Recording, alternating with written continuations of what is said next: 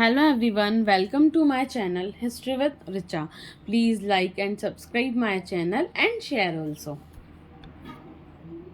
हाँ जी, तो आज हम बात करेंगे NCERT क्लास 12th हिस्ट्री की। तो आज से हम स्टार्ट करने जा रहे हैं क्लास 12th की हिस्ट्री। इसमें 3 बुक्स है, 3 पार्ट है, फर्स्ट, सेकंड एंड थर्ड। आज हम फर्स्ट पार्ट का फर्स्ट चैप्टर करेंगे, मीन्स छोटी सी शुरुआत करेंगे। थोड़ा सा हम चैप्टर स्टार्ट करने जा रहे हैं।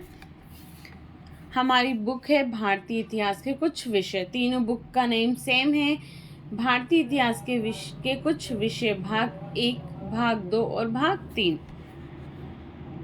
हाँ, तो हमारे चैप्टर का नाम है ईंटें, मनके तथा अस्थियां, ब्रिक्स, बीट्स एंड बोन्स, सभ्यता। हम इस चैप्टर में हड़प्पा सभ्यता की बात करने जा रहे हैं, जो हम 6th क्लास से पढ़ते आ रहे हैं। और हमें RPSC, UPSC, कॉलेज, PG अगर हम हिस्ट्री में करते तो हमें हमेशा पढ़ना पड़ता है हड़प्पा सभ्यता। तो हिस्ट्री आप जब भी खोलेंगे तो सबसे पहले हम हड़प्पा सभ्यता को ही पढ़ेंगे। हड़प्पा सभ्यता की हम बात करें कि इसका नाम हड़प्पा सभ्यता क्यों रखा गया और फिर इसी का नाम सिंधु घाटी सभ्यता क्यों रखा गया। तो हड़प्पा सभ्यता इसीलिए रखा गया क्योंकि हड़प्पा नामक स्थान पर सबसे पहले खोज हुई थी, इसलिए इसका नाम हड़प्पा सभ्यता रख दिया। फिर हम बात करें कि इसे सिंधु घाटी सभ्यता क्यों कहते हैं। इसे सिंधु घाटी सभ्यता इसीलिए कहते हैं क्योंकि इसका जो उद्भव हुआ था, इसका जो विकास हुआ था, वो सिंधु नदी के किनारे हुआ था, इसलिए इसे सिंधु घाटी सभ्यता भी हम कहते हैं। तो हम स्टार्ट करते हैं ईंटें, मनके तथा अस्थियां। सभ्यताएं। हड़प्पाई मुहर संभवतः हड़प्पा अथवा सिंधु घाटी सभ्यता की सबसे विशिष्ट पुरावस्तु है। हमारा फर्स्ट क्वेश्चन तो फर्स्ट लाइन से ही बन जाता है कि हड़प्पा सभ्यता की सबसे विशिष्ट पुरावस्तु कौन सी है। तो सबसे विशिष्ट पुरावस्तु कौन सी है? मुहर। नेक्स्ट है सेल खड़ी नामक पत्थर से बनाई गई इन मुहर पर सामान्य रूप से जानवरों के चित्र हैं। तो हमारा नेक्स्ट क्वेश्चन भी यहीं से बन जाता है कि इस पर किसके चित्र हैं? जानवरों के चित्र हैं। और नेक्स्ट क्वेश्चन बन जाता है कि मुहर किससे बनाई जाती है। तो सेल खड़ी नामक पत्थर से मुहर बनाई जाती है। सामान्य रूप से जानवरों के चित्र। और आप जानते हैं कि सबसे ज़्यादा कौन से जानवर के चित्र मिले हैं? फिश, मीन्स मछली के चित्र सबसे ज़्यादा मिले हैं बर्तनों पर, मिट्टी के बने हुए जो बर्तन थे उन पर या फिर मोहर पर। एक ऐसी लिपि के चिन्ह उत्कीर्ण हैं जिन्हें अभी तक पढ़ा नहीं जा सका है, फिर भी हम इस क्षेत्र में बसे हुए लोगों के बारे में बात करेंगे जो पुरावस्तुएं छोड़ गए हैं। उनके द्वारा छोड़ी गई पुरावस्तुओं की हम बात करेंगे, जैसे उनके आवास, मृदभांड, आभूषण, औजार तथा मोहर।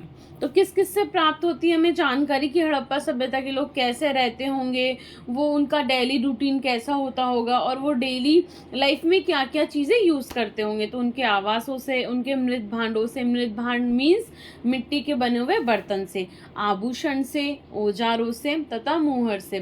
तो हमारा फर्स्ट क्वेश्चन यही था कि सबसे पुरानी वस्तु कौन सी है? मोहर सबसे पुरानी वस्तु है।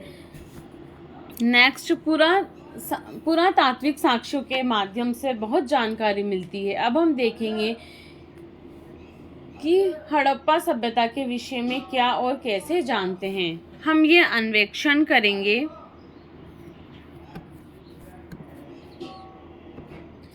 पुरातात्विक साक्ष्यों की व्याख्या कैसे की जाती है, इन व्याख्याओं में कैसे कभी कभी बदलाव आ जाता है। निश्चित रूप से इस सभ्यता के कई पहलू आज भी हमारी जानकारी से परे हैं और हो सकता है हमेशा ही रहे, जैसे कि लिपि को अभी तक पढ़ा नहीं जा सका है।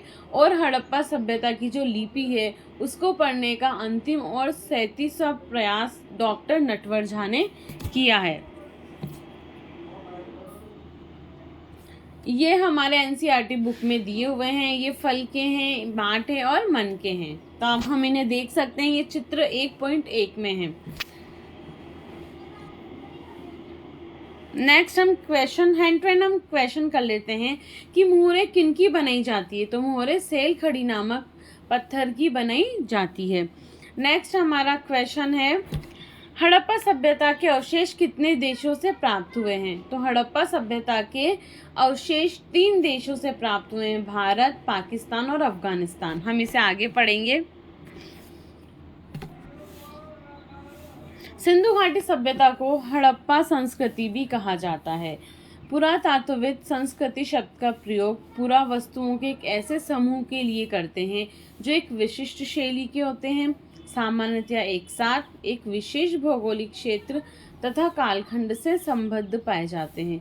हड़प्पा सभ्यता के संदर्भ में इन विशिष्ट पुरावस्तुओं में मोहरे, मनके, बाट, पत्थर के फलक, जैसा कि हमने इस पिक्चर में देखा था, इस डायग्राम में देखा था, चित्र 1.1 पिक्चर 1.1 में हमने देखा था फलक, मनके और पत्थर, तो यही यहाँ पे दिया हुआ है। मोहरे, मनके, बाट, पत्थर के फलक और पकी हुई ईंटें सम्मिलित हैं। तो संस्कृति को पुरातत्वविद संस्कृति शब्द का प्रयोग किसके लिए करते हैं कि एक ही समूह के लिए करते हैं जो विशिष्ट शैली के होते हैं, वो सामान्यतया एक विशेष भौगोलिक क्षेत्र में और उसी काल से संबंध रखते हैं। नेक्स्ट, ये वस्तुएं अफगानिस्तान, जम्मू, बलूचिस्तान, अब बलूचिस्तान कहाँ है? वर्तमान में पाकिस्तान में, तथा गुजरात जैसे क्षेत्रों से मिली है जो एक दूसरे से लंबी दूरी पर स्थित है। तो आ गया हमारा क्वेश्चन यही कि कितने देशों से प्राप्त हुए हैं? भारत, पाकिस्तान और अफगानिस्तान। 3 देशों से हमें सिंधु घाटी सभ्यता के अवशेष मिले हैं। फिर भारत में बहुत सारी साइटें हड़प्पा सभ्यता की, हड़प्पा सिविलाइजेशन की बहुत सारी साइट से भारत में भी है, अफगानिस्तान में और पाकिस्तान में। इस सभ्यता का नामकरण हड़प्पा नामक स्थान जहां यह संस्कृति पहली बार खोजी गई के नाम पर किया गया। जैसा हमने पढ़ा था कि इसका नाम हड़प्पा सभ्यता क्यों रखा गया, क्योंकि सबसे पहले किसकी खोज हुई थी? हड़प्पा नामक स्थान की। अब आप लोग मुझे बताएंगे कि हड़प्पा नामक स्थान की खोज कब हुई और किसने की। मैं ऑप्शन देती हूँ 2। 1921 में दयाराम साहनी ने, 1922 में राखलदास बैनर्जी ने। हम इसे नेक्स्ट क्लास में बताएंगे कि किसने की थी। आगे हम पढ़ते हैं। इसका काल निर्धारण लगभग 2600 और 1900 ईसा पूर्व के बीच किया गया। इस क्षेत्र में इस सभ्यता से पहले और बाद में भी संस्कृतियां अस्तित्व में थी। ऐसा माना जाता है कि हड़प्पा सभ्यता से पहले भी कोई संस्कृति थी, फिर हड़प्पा सभ्यता थी और फिर हड़प्पा सभ्यता के बाद भी कोई संस्कृति अस्तित्व में थी, जिन्हें क्रमशः आरंभिक तथा परवर्ती हड़प्पा कहा जाता है। जो हड़प्पा सभ्यता से पहले थी वो आरंभिक हो गई और जो हड़प्पा सभ्यता के बाद थी वो परवर्ती हड़प्पा सभ्यता कहा जाता है। इन संस्कृतियों से